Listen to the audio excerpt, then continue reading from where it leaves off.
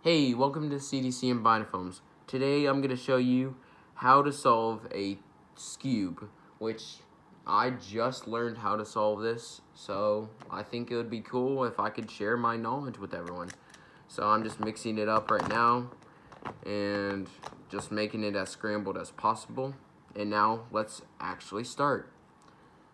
So the first step, you're going to need to solve the entire white face, which shouldn't be that hard. I mean, if you solve 3 of the corners into the right spot, and then use the one algorithm, it should be fine. But there's no actual defined way on how to solve it every single time. But basically, what I found out is if this is the corner, this piece need to go, and it needs to be facing out, not this way or that way. Just so you can insert like that, and then this one's actually ready just to go straight in like that, and it happened to be that this one can just go straight in like that.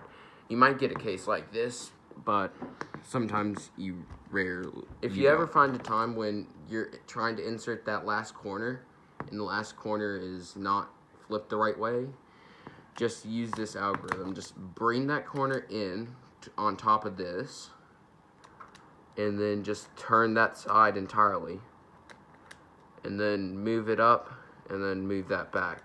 And if you still know that this isn't solved, do that again once more, and it should solve that corner like that.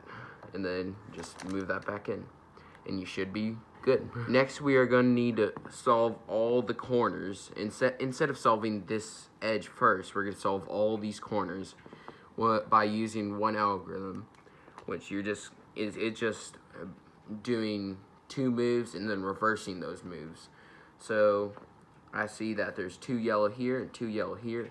So I always like doing it with this corner right here on the left, and you just bring this side up where you see that white, bring this side up where you see that white, and then bring that side down and bring that side down, and that should solve all the corners. And if it doesn't, do it once or twice more, and then if it still doesn't, just rotate the cube once and then do it from that side, and it should solve the corners.